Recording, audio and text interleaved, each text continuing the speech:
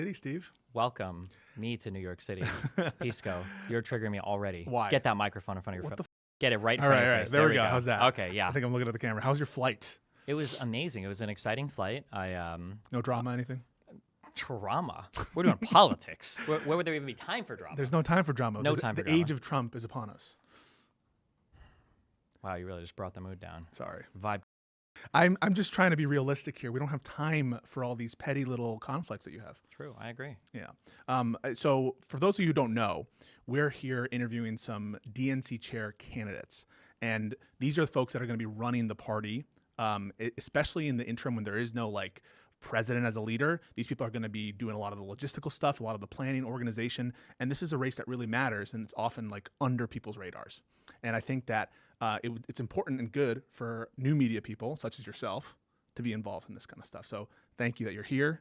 So to be clear, I've been streaming for 15 years. Yeah. So I take a little bit of umbrage with the term new media. As opposed to old media and legacy Traditional. media. Yeah, that's me. What do you think about legacy media? I think legacy media is great. You like MSNBC? I think. Do you watch it? Rachel Maddow a little bit. Yeah. Yeah. You know, she's earning her only $25 million a year now instead of $30 million. Tim Pool was very salty about that. Tim Pool's new media. And frankly, I think there's a lot of... Frank have to do this. Stop. We don't need to go there. We don't. Real quick, somebody's saying, first of all, I have a belt coming, so stop. Oh, no, chat. I already noticed. Yeah, number one, there's a belt on the way. So people are saying my mic is a little bit quiet. Okay, cool. They're working on it. Wait, real quick. Okay. The DNC chair. Yeah. Big position, behind the scenes. Nobody really knows like what's going on. One thing I've learned over the past few years, even about myself, is nobody knows about anything having to do with civics or the country or anything else. You mentioned in the interim, you kind of have these like really big party positions. If you have a majority in the House, it might be your House Majority Speaker, Right. Or it might be the chair of your Democratic National Committee or Republican National Committee. What do you think are like big things that people should care about that come from the DNC?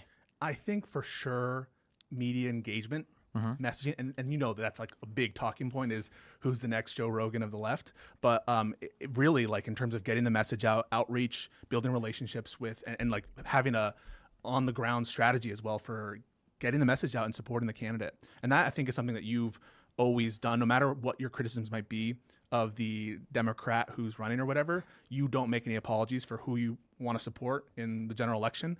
You've done the canvassing in Georgia. You've done it, during the Georgia, Omaha, True. Wisconsin, Yeah. Yeah. Ohio. maybe. Yeah. They all the states kind of run together to me. I'm going to be honest. But And so I think the DNC chair is a position that is going to be essential for that kind of outreach and making sure that the Democrats are staying on top of the game.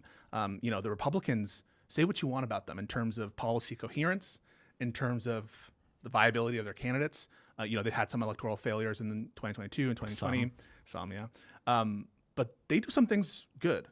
And I think that their media game now is, at least in the online sphere, is dwarfing what the Democrats have on offer. I don't think they do anything intentionally good. Well, maybe intentional from all the individuals involved. I just think they are part of the, like organically, as painful as it is to say, they have a lot of good organic presence. Fox News is the most popular. Notice how whenever people criticize the mainstream media, they never ever mention Fox News. They're always suspiciously quiet about Fox News. It is dwarfing. It is dominating. Some of the numbers that came out recently over CNN and MSNBC, it's insane. So they have Fox News on lock. They have a lot of organic support from, I'll politely say, crazy celebrities, and then in all of the Kevin Sorbo and Hulk Hogan. Holy crap. What? Two big, muscly guys. You think you didn't think I studied for this? Okay, I was up all night. I got it right here on lock. Yeah, okay. Yeah. So they have those people. They also have these, like, do you want to say failed comedians or disgruntled comedians? COVID comedians? I'll say like the comedian circuit Yeah. in New York City especially, which is so weird to say and think that like the comedian circuit in New York City. But it's crazy. There's some good too. ones. There Shout are out some- Adam Friedland.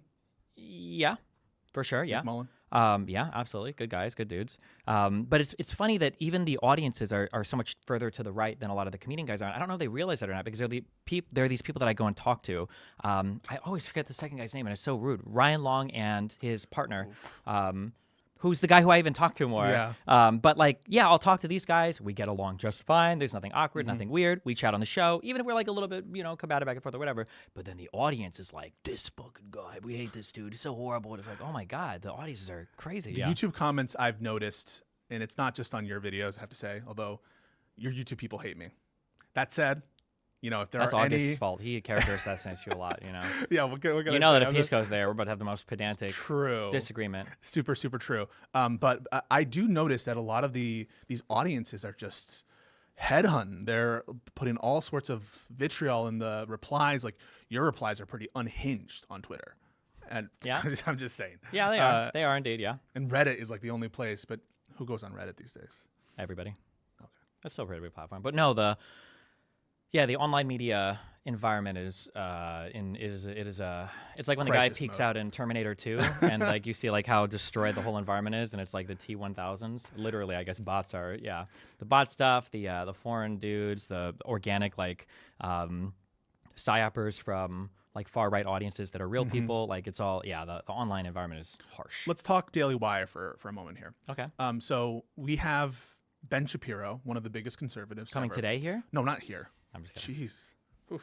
Although he's welcome if he wants. I don't know where does he live? You don't have to dox Jesus, him. what, you're trying to dox him now too? Oh my God. Okay. But listen, Actually, I this think is- he's down in near Miami, Florida. I think. Okay, cool. Did he move there? At some point in his life, I imagine. Yeah. I don't know if he was born there. So the Daily Wire, they have this. Did you see him thumbs me up What for do my you do? joke? I'm so funny. Jesus, I this love is that. distracting. Every time I say a funny joke, I need a thumbs up for that. Yeah. Sorry, go ahead. They like have their arms around all different kinds of content creators. You have Dave Smith, right? Is a part of it, or is he not part of it? The Daily Wire? Yeah. I don't think so. Oh wait, no. Who am I thinking of? Dave Rubin? What's it with Dave's? Questionable people at best. Yeah. I would say. But- Dave and Buster's, not the best. No. The reason I bring it up is because that seems like new media, quote unquote, but they're just replicating a kind of online version of old media where it feels like a version of Fox News, but just on YouTube. I think the disappointing thing, the brown one. I think the disappointing thing. There were two assistants, and I could choose between one or the other, so I chose. It was a brown belt. I'm just kidding. Just kidding. One of the cool things about alternative media was supposed to be that it like freed you up to be independent and to give you a perspective that didn't exist on mainstream media. But like you said, it's basically just become, I don't know if you say a shadow of, or a copy of, or a distorted mutation of what the mainstream media is. I think I've been on multiple shows now where I've asked a conservative, what are some like substantive issues that you disagree with Donald Trump on? Yeah. Nothing. Yeah. Crickets. The quietest I've ever heard it in my entire life is being on set and asking somebody that question. It's like, So let's take a moment to discuss something, and I think it's relevant to our media discussion because you're watching a real fracture in the MAGA movement, let's say. And these fissures existed prior to the election. Everyone knew about them, and that's the H-1B visa, Civil War type stuff. So this is an issue that's supposed to be the galvanizing issue for MAGA, that is immigration, and not just stopping illegal immigration, but reducing all kinds of immigration. I mean, J.D. Vance, one of his, I think, major policy positions is he's trying to defend, quote unquote, I don't believe him, domestic labor and domestic workers. And so there's a big attitude amongst the MAGA base to be against legal immigration and be against increases in legal immigration. And yet you have Elon Musk and other tech billionaires, MAGA oligarchs, who are in favor of it because it's better for their business and that kind of thing. And Trump comes out in favor of expanding or at least maintaining the H-1B visa program as it exists. which is a complete and total 180 from his position in 2016 and kind of in 2020. So that's where I was going to go yeah. is why don't MAGA type news organizations, media, why don't they call him on that hypocrisy? And two, why isn't there more of an outcry? We criticize a little bit the TYT and Cenk Uyghurs of the world for saying, the right-wing populists are going to be the groundswell to push Trump in one direction. But it seems like the directionality there is a little bit reversed in that Trump's doing the leading. And there isn't this kind of organic rise against Trump from the MAGA base. So I'm asking you those two questions, the hypocrisy question and why isn't that you're not seeing more push from the media side and from the base side to change the actual policy? That's a really complicated question. I think my answers have always been like this. There's a lot of different things at play. I think that one of the things that's kind of worked with Trump is Trump is not really a part of this conversation. I think he came out and he kind of gave one statement, like tepidly supporting Elon's position, but Elon has definitely caught the brunt of flack. this debate. And Vivek, I guess, or at least from what I've seen. Did you read that statement, by the way, where he's like, we're too in favor of the prom king and the cheerleader and the football player, not enough for math Olympiads. What do you think of that? Seemed out of touch. Did it seem out of touch? I don't know. you I have a agree lot with of it? Asian friends in LA. Well, did you agree with the statement that he's like, basically, we should be more like the stereotypical Asian culture? I think America is great. You ever play Mega Man? Yes. Really? Which No. one? Why would you lie to me like that? I've played like a frame or two of it, and there's a. Do you understand do you the know concept Homestar of the Runner? game? Homestar Runner? Yeah. There's Stinko Man. Wait, how old are you again? We don't even. Talk You don't about even that. know Do you know, Homestar Runner. hang on a second. Do you know Stinko Man? I don't remember. Okay, I did that, but I didn't do actually. That was okay. In Mega Man, every time you beat a boss, you steal one of their powers. So that was the analogy I was going for. But don't worry about it. Forget it. One of the great strengths of America is that we can truly absorb everything. Like in a funny way. I remember watching by the channel name is Cuck Philosophy. Yeah. Unironically, but he does. Clip that. He does a lot of like good watches Cuck videos. Philosophy. Yeah, he does a lot of good videos, and we've watched them before, and it's really funny because even like Marxists or leftists will complain that capitalism and liberalism in America is so successful, it can absorb even the criticisms of itself and then make those things part of itself. Right. Like us on Piker. No, I'm just kidding. But like, yeah, this idea that you can absorb so many different things and then kind of like create something out of it. So I think there's something to be said for maybe America is a little bit too lax in how we approach like educational achievement. If I was Vivek and I was like a successful Indian, and if I was in a family that had like that kind of disciplined approach to things, and then you kind of like look at your party now and it's a bunch of people who are anti-education, don't believe in college, think that it's all like overhyped or whatever, I could see him having that take that like maybe it's a little bit more important to celebrate like the mathletes and whatever rather than just say like, oh, like the prom homecoming stuff or whatever, you know? That's not a very, to say that it has to be one or the other, No, but yeah. excuse me, sorry. I like that answer. I think it's a very thoughtful answer.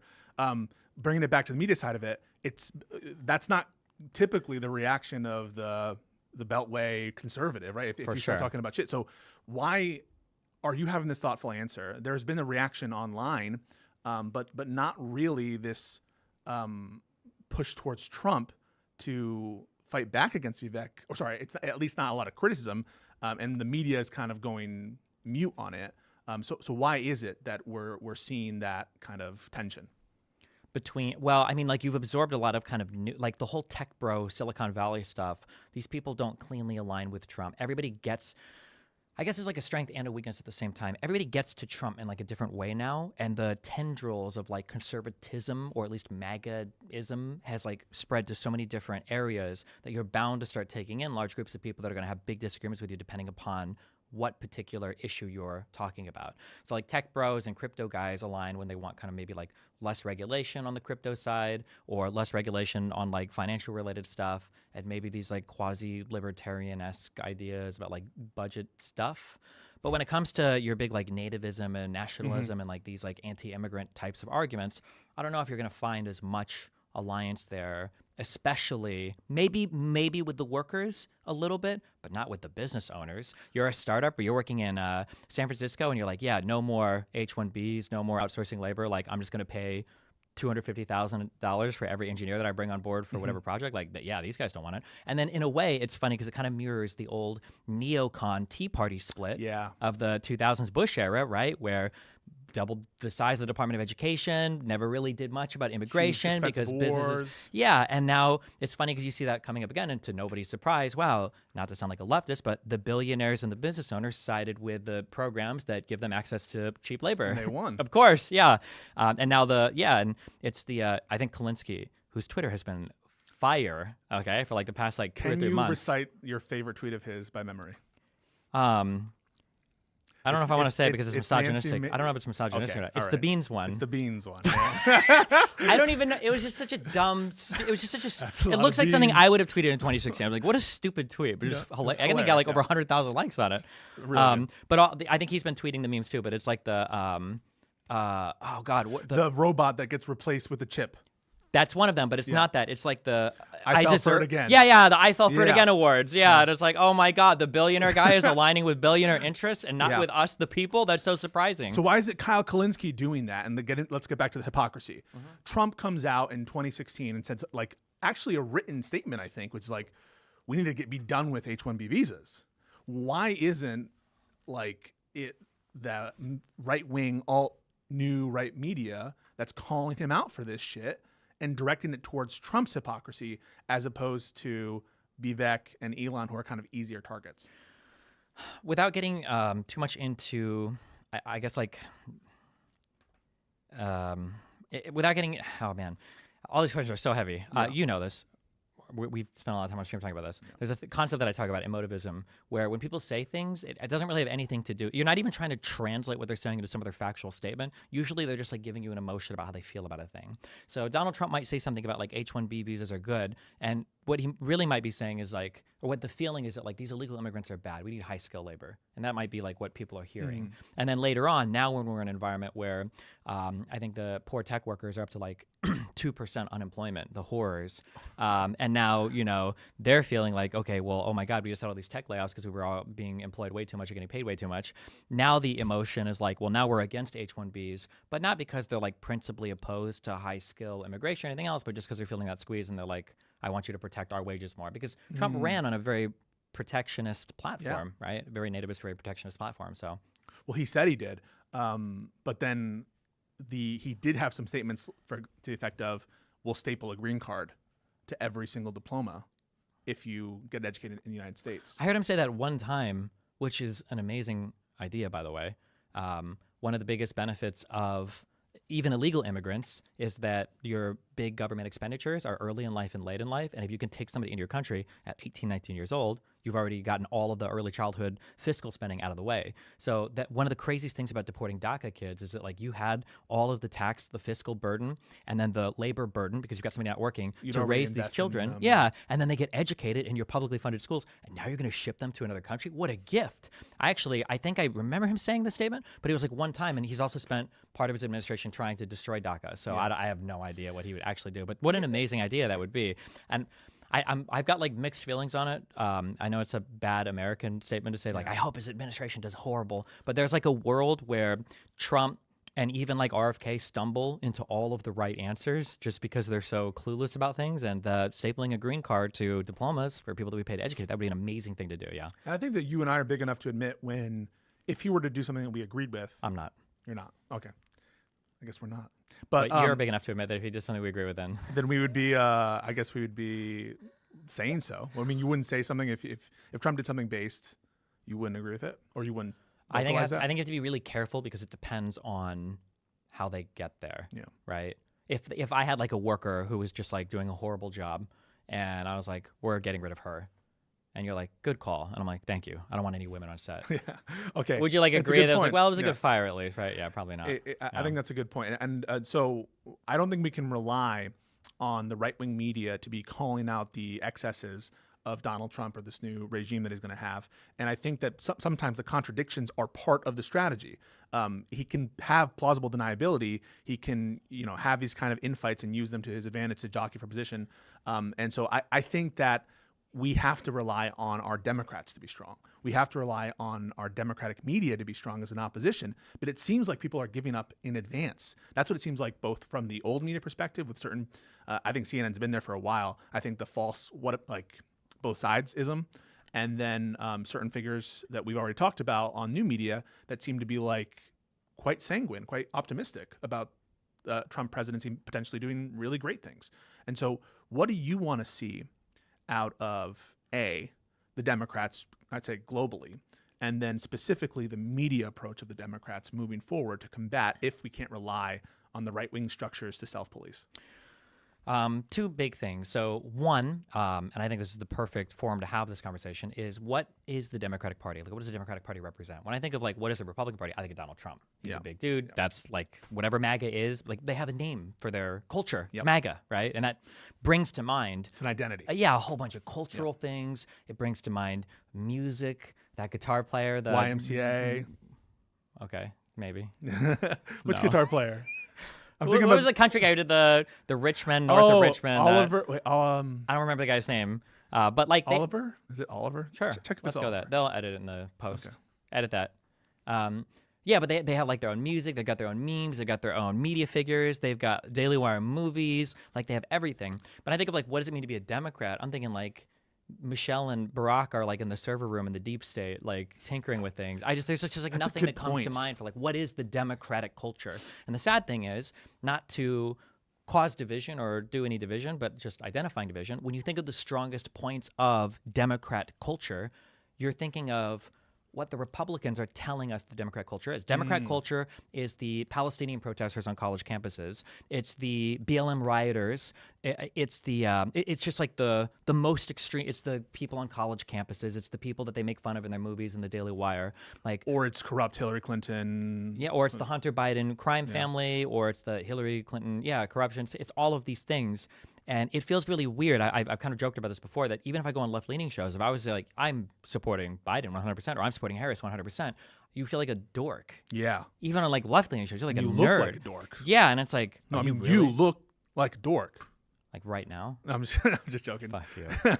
But It feels weird, and it's like, and it's so funny that on a left-leaning show, ostensibly, where we're supporting the left, something, or at least in opposition to the right, I feel weird even supporting the candidate. Meanwhile, in center spaces, where it's like, man, who should we vote for? It's a tough election. None of those guys are ever saying like, I'm gonna have to go with Harris. It's always like, I think that the country will be destroyed if we don't vote for Trump this time. And it's like, what the fuck? 100%. I think Brian Tyler Cohen says it the best. He says, right-wing people get their laurels, get their credit for going after left-wing people, and so do a lot of left-wing content creators. Yeah. They get all their They're like the bona fides. punching bag. Yeah. Meanwhile, all of the legislative heavy lifting is done by people on the left. Yeah.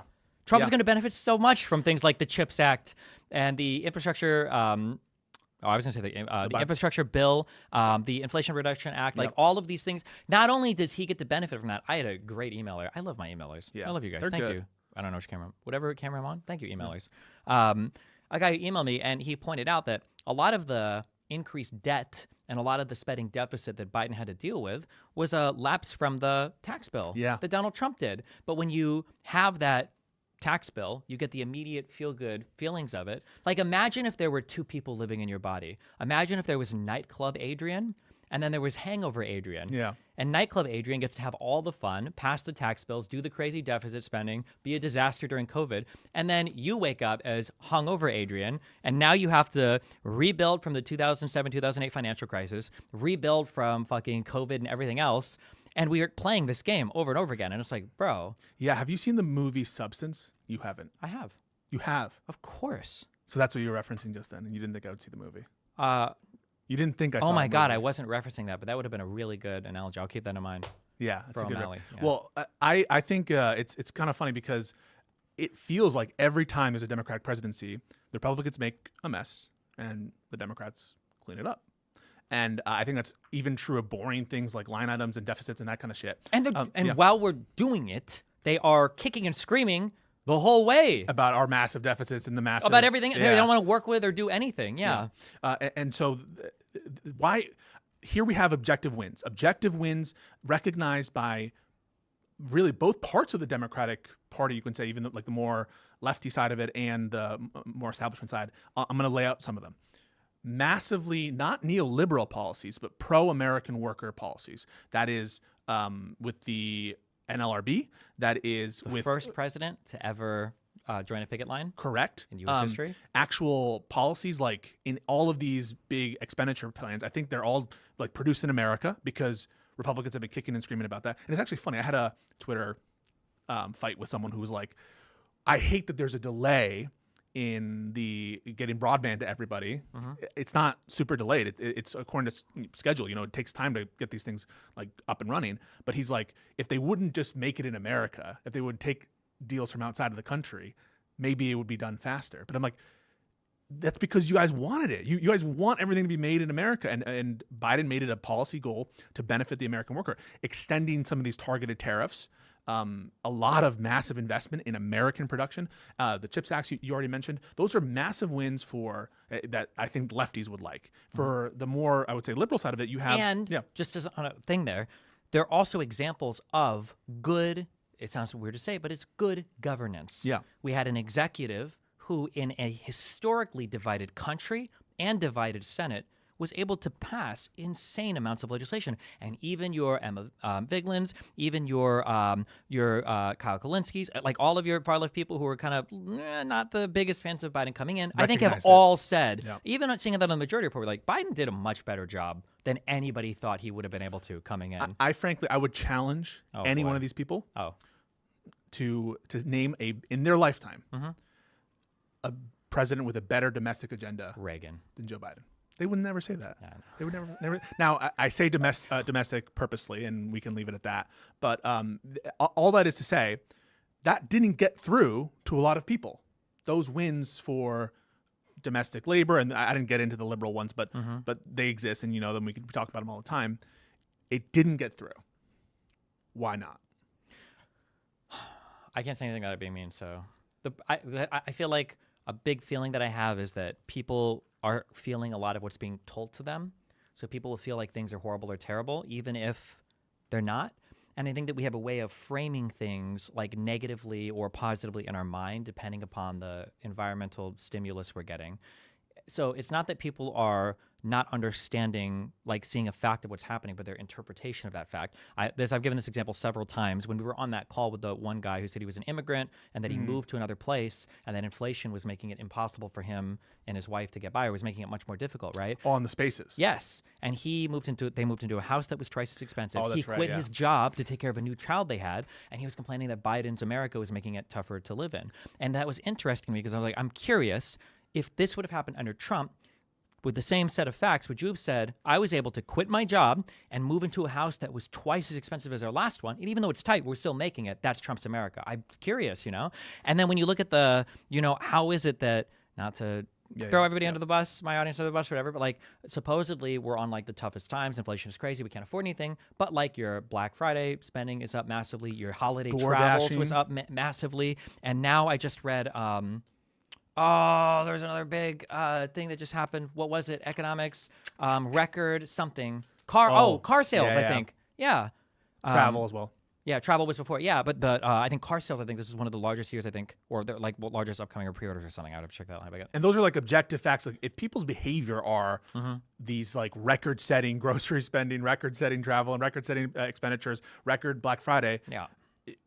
There just must be a massive disconnect with objective reality. I mean, do you buy people? So people like Nate Silver say it's not a vibe session. There's real wages have not increased. I think as inflation much as was want. real. Yeah, that's real. Why, and I think it's important to look at that because that was the one issue that stuck for all 4 years. Everything else was bullshit.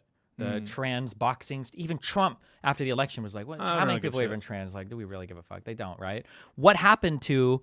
I have a 13-year-old son.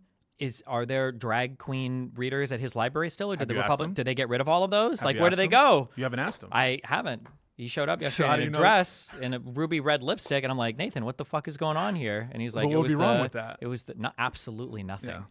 Absolutely nothing. But I'm just saying that like all of these things were supposedly like we have like 20,000 existential crises at like literally any point in time. But then they move off immediately. There's a lot of caravans. I guess Republicans have been talking about this for 20 years, man. Every 2 years there's a caravan. There must be a lot of money in those caravans. Yeah. But just to say that like they come and they go, the inflation one stuck around a lot. I do think that seeing higher prices is an immediately bad feeling type of thing for sure. And right now, for those of you following another win for Biden, I think Russia right now is going through a lot of that stuff with their war, and you're starting to see even in Russia, even in places like you would think a very authoritarian place, and all that stuff. I saw some interviews where people are like, we're really struggling with like prices are a big thing. So no doubt on that stuff, but you are saying that there is a disconnect between policy and people's perception. Yeah, and somehow I don't know how this has to change. Republicans can control that perception so well. They can pull a mask and just outwardly lie about a particular thing. I brought this example up a million times. I probably said it to you. The Donald Trump saying, like, were you happy now or were you happier 4 years ago? when like 4 When years we were ago in, we were like, under lockdown. COVID and I'm all, like, yeah. how can you even say that? And not a single. I think the only person I saw even remotely call him out on this was Dave Smith. When Dave Smith was like, he should have said 5 years ago. I was like, okay, good one, yeah. Dave Smith, shout out Dave Smith. Absolutely not. He bothers you sometimes. Listen, No, actually, I'm a big fan of Dave Smith. Okay. I like that he recognizes his place. Like when we did a live show together, he was Palin. like slinking in his In New little York. chair next to me, while me and Mehdi Hassan were just not No. violent, but Yeah. on Palin. That was- oh my god, that was You beautiful don't to understand. watch. That was like a decades of saved up resentment and hatred for Palin. because Palin, Brainwashed my mom in the 2008 days. it's actually pretty sinister, that entire and McCain's picking of her. But even let's put that aside for a second. The fact that she would absolutely support, undyingly, unflinchingly, the guy that went after the man who chose her to be vice president, and like in a really shameless way shameless. too. Yeah. And you could say I support him notwithstanding this fact. Okay. But that you would do that and not even call him out on not it. even Not even acknowledge say, no, it. that was wrong to do. Yeah. My friend John McCain, which she called him my friend, and after he passed, he called him his friend as well. Not even like say, no, that was wrong for Trump to do. When you asked him, that was just a beautiful moment. But anyway, It is interesting to see that. I think a little bit was the change up in Iraq. That the Republicans were like 97% in Right. favor of, that after Iraq and after January 6th, you're in this weird world where Republicans were like traditionally the party of law and order. And they supported the military and the troops and the police. And now they hate both of those things. and now It's they're very pro-corruption. interesting. Now that they're literally pro-corruption. Every time there's a Democrat who is being accused of corrupt stuff, they all rally around the Democrat. And so it's not even just a partisan pro-corruption thing. They just approve of corruption. When it's on their side, because their excuse is, well, the Democrats did it first. Well, but even some Democrats who like Blagojevich, who's like now I guess supporting Trump or whatever, they'll just come out and support the person who's being accused of corruption. But anyway, so I see that you're charting a disconnect between the people, what they believe, and some objective facts. Not all of them, but some. Somehow, the Democrats need to be able to take credit for things. Hillary Clinton tried this and failed miserably. Yeah. Remember, it was Make America Great Again versus America's already great. And the Democrats just can't take credit for anything. I don't know why. Like, Bad if at you were to come out as a slogans? Democrat and try to say, like, I think that Biden did a good job. It's like, a good job? Have you seen our student loan debt? Have you seen the housing prices? Have you seen inflation? You're, like, destroyed. Meanwhile, Trump could be like, I did a great job. And it's like, you were a miserable failure leading us through COVID, but okay. That's So- very frustrating. How do they do it? Is that frustration one of the reasons you wanted to follow this race? No, actually, Israel just paid me $450. No, I'm just kidding. No, yeah, like you said, that I mean, you can see in the way that a lot of the candidates have been communicating that one of the big drives that these guys have they're twofold. One is a thing that I've seen a lot behind the scenes, which is making resources available to local campaigns, and then the second thing is media strategy and outreach and like vision for Democratic Party, and we are sorely lacking that right now. And I think that, I don't know if it'll be the DNC chair where that comes from. Maybe this will be a more visible race than it has been in the past, but like the Democratic Party needs some kind of identity, and we just don't have it right now. The strongest identities are all outside of the Democratic Party that are like on the left. Like Bernie Sanders is probably the strongest identity. I wish that, I feel so weird saying this because I hated her so much a long time ago. Not hate her, but like I wish AOC would come back more.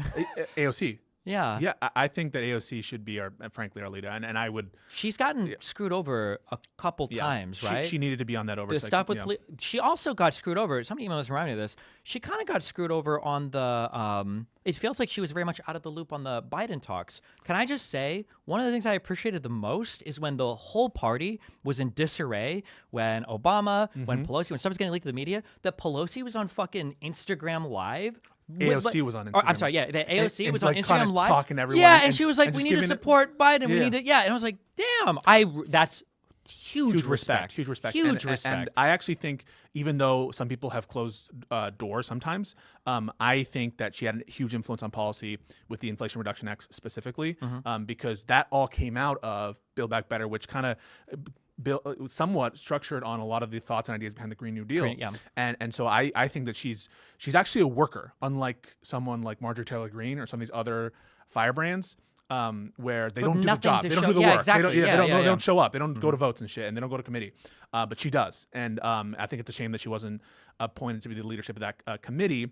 But like, let's drill down on what you said before there, which is directionless, utterless, kind of aimless, and the personality isn't where the party is. I agree with you that this DNC chair race is usually not a big ticket item for influencers to get involved in. For those of you who get some background, the DNC is like a private corporation association of people. It is not a government thing. This is an election that's done by like 400 or so, maybe close to 500 insiders. 400, yeah. Yeah. And I don't know if their names have been released publicly, but this is an insider election of the Democratic Party. And I don't know that they're used to all these eyes that are going to be on them. And I think that it's a really great thing that you are trying to bring attention to this issue, because I think they'll only start listening to us if we start to get involved. Which I think is good. I think people need to realize the two-wayness of politics sometimes. It's so funny. There are so many like common attacks against politicians that I think reveal maybe even a little bit of a misunderstanding, where people will say things like, oh, like he flip-flopped on this just because he wanted to win his election, or he changed. And it's like, that's good. You want people to change their position if the voter, if the electorate is changing their opinions to some extent. Which brings me, it brings me to something that Kamala said, but she wasn't able to say it effectively. When she's like, my values haven't changed. But understanding where the American people at is which is good. But you couldn't say it in a more I don't know, maybe she couldn't say anything because she was getting assassinated from every single side. Because the right leaning circuit is crazy. The mid left is like obsessed with being like fair and balanced, and then the far left hates everything. And So you want to take a greater stake in the party, and I mean, just real quick on what I was saying, that people will care about you if it seems like you care about them. That's like the most important thing. So when it comes to politicians, right, this came up a lot over the BLM stuff and crime reform, right, where it's like, well, who are your biggest voters in any given area? It's going to be older, whiter, more affluent people, right? These people aren't getting busted for weed, or they're not getting misdemeanors or felony charges. They're just like people, they're senior citizens. These are your biggest voters. It's no surprise when you look at the voting base, like where the policies are going or where they trend towards. Like that doesn't make, like, you want to talk about attacking entitlements and attacking welfare and everything else. Social Security has remained like pretty steadfast for a reason, and it's because those are your big voter blocks. So for the DNC chair people,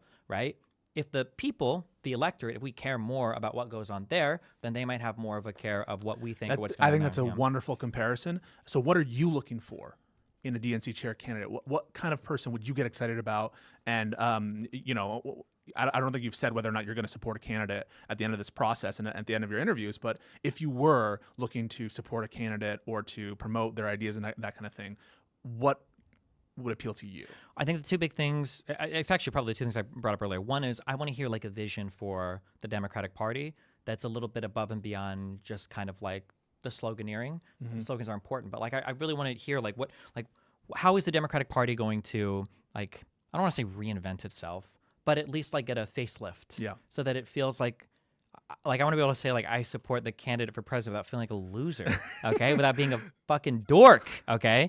And then the second thing is on substance, like what are we going to change moving forward to make this a more well-oiled machine, to get like this coordination going between all the different races and all of these different states and everything else. So and to give you guys some insight here, the DNC might have some influence on substantive policy, but it's a little bit parallel to that. It's not one like, so the questions you might ask, and I'm going to ask you about what your approach is going to be to these interviews and what positions you're going to take in terms of, or what's your strategy in terms of getting the answers you want from the candidates themselves.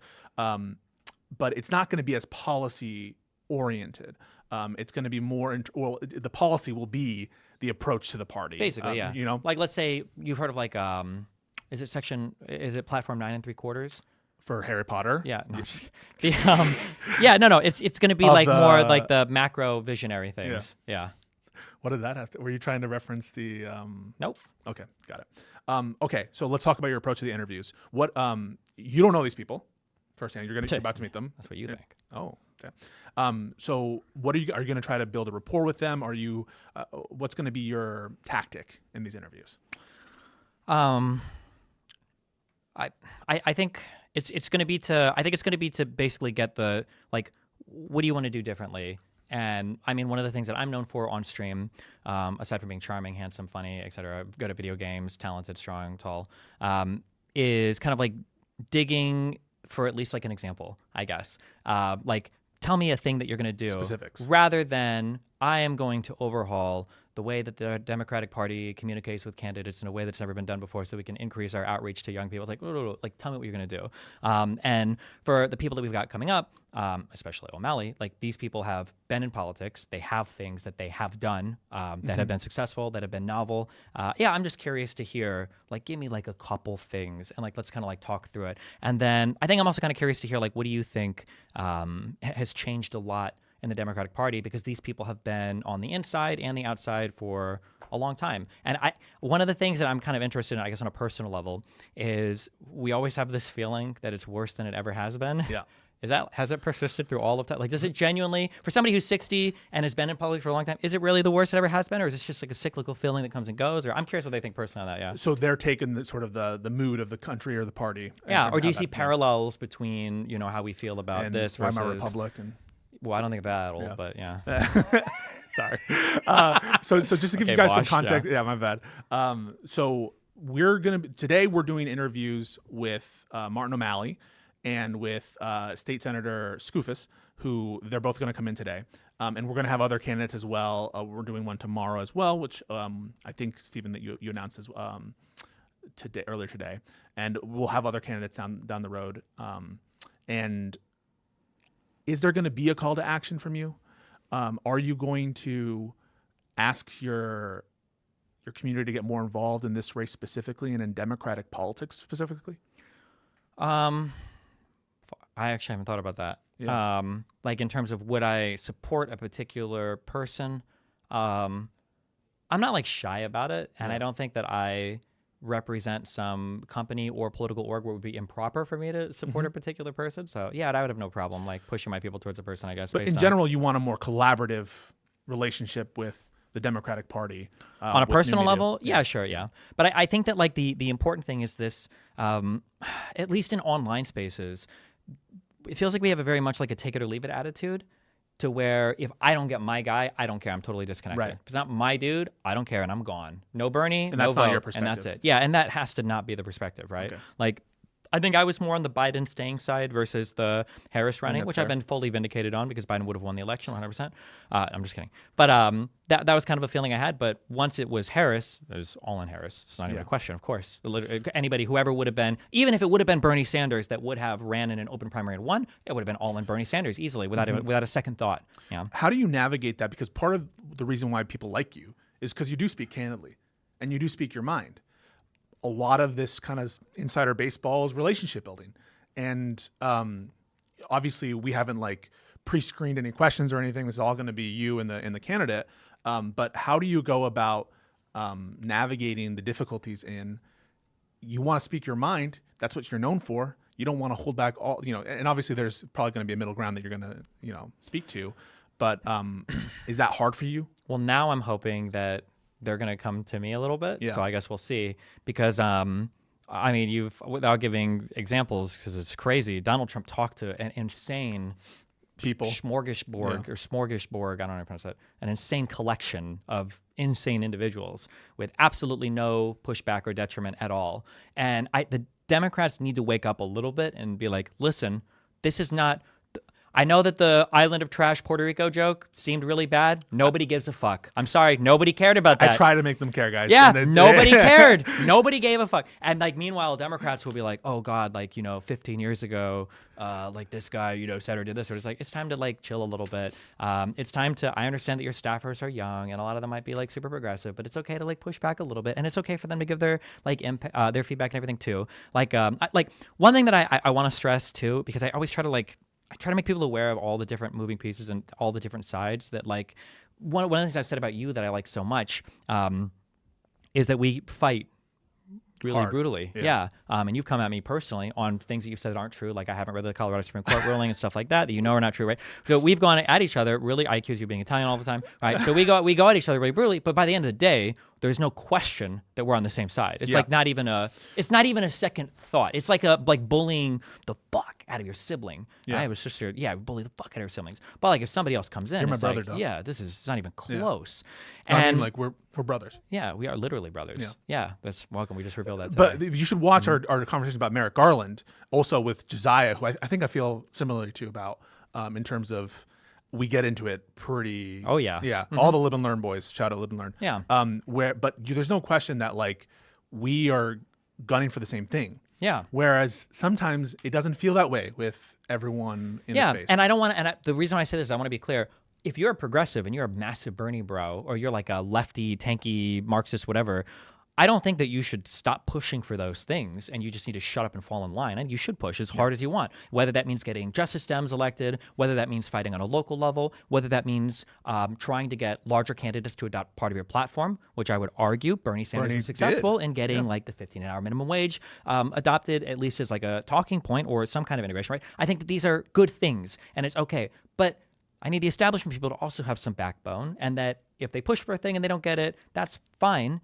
But like, have your positions, like hear like criticism and feedback. You don't have to run away from everything that looks even slightly controversial because you're scared of whatever. Like media cycles in this country are like 1 to 3 days long. Yeah. You know, stick with it a little bit. Yeah, just have a little bit of a backbone and be okay. Yeah. Toughness, grit. Yeah. I think we need tenacity. Yeah. One of the things that I think that Kamala Harris would have been a fantastic president, and I don't think that she's closing herself off to run again.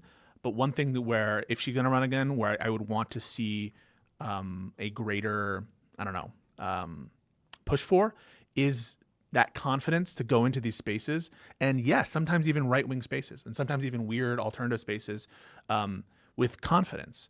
And no one here is saying don't interact with MAGA, don't interact with right-wing spaces, right-wing news. I think that our next Democratic leaders need to interact with the other side. Yeah, a little bit, yeah. But all the time, I think we can't lose sight of that goal.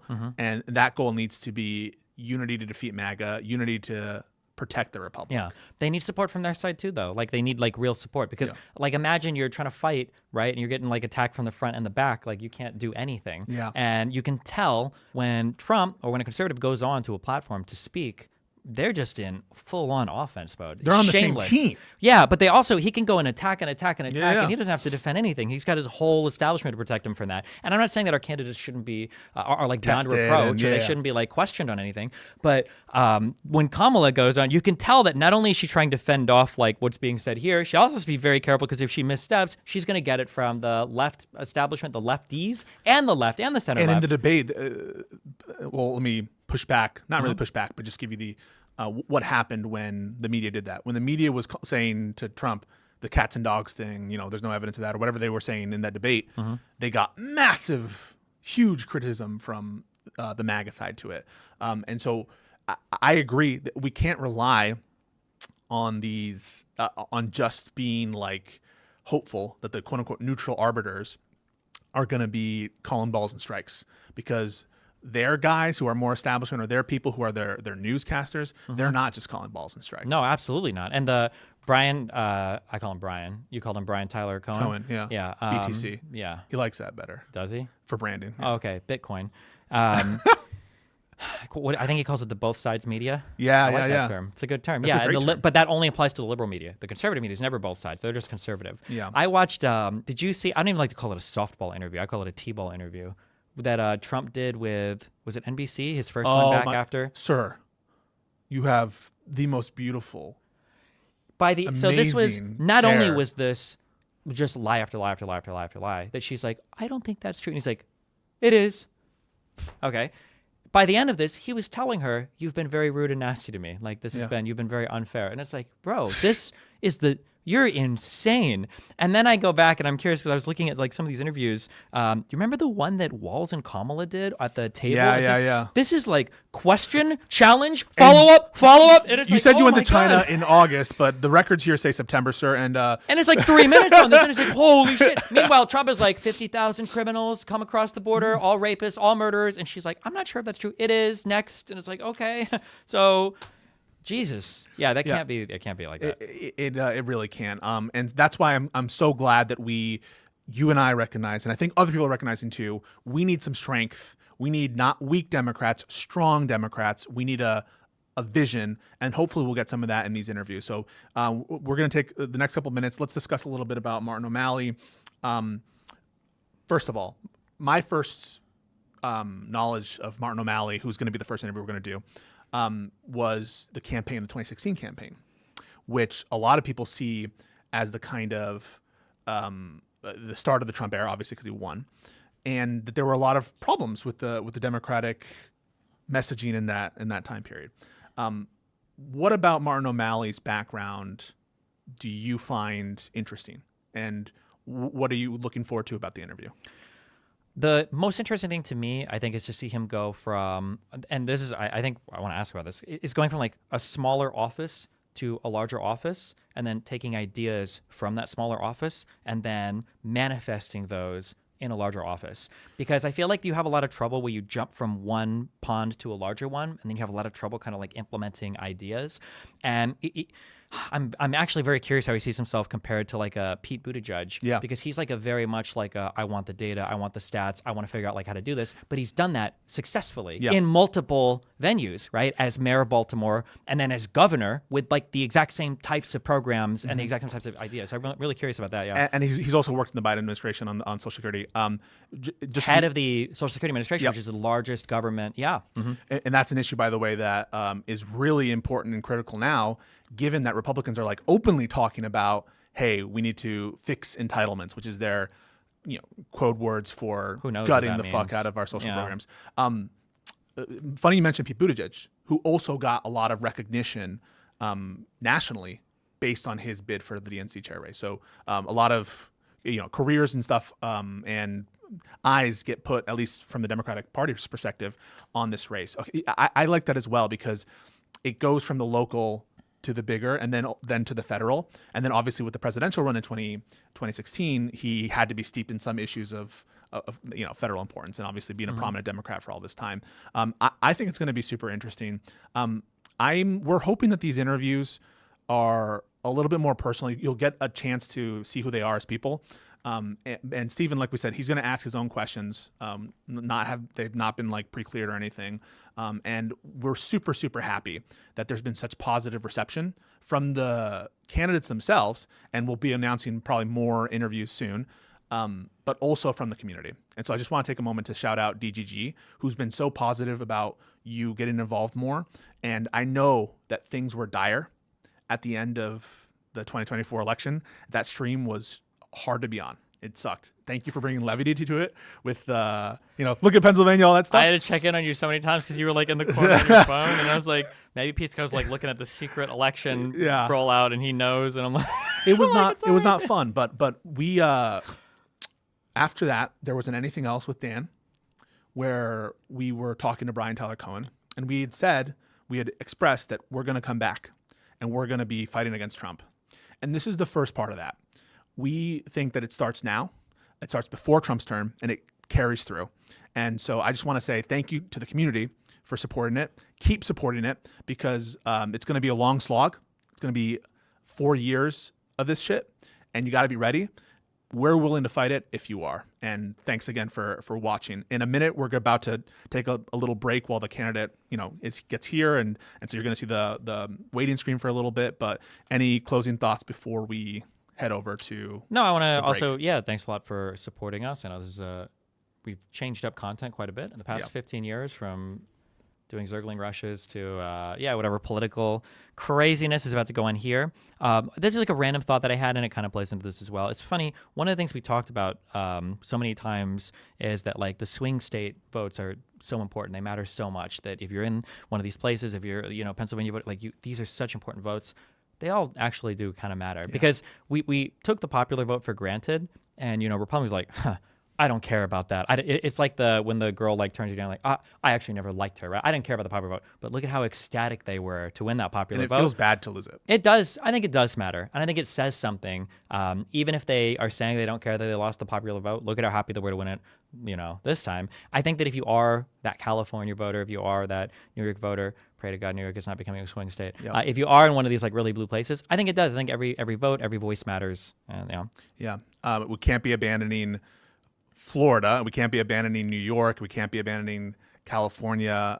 We have to stay invested, not just in the traditional swing states, but also in places where we're trying to reach, and also places that we've taken for granted. And so I really appreciate that message. We're going to go take a break. Thank you guys for watching. We'll be back with Stephen and Martin O'Malley.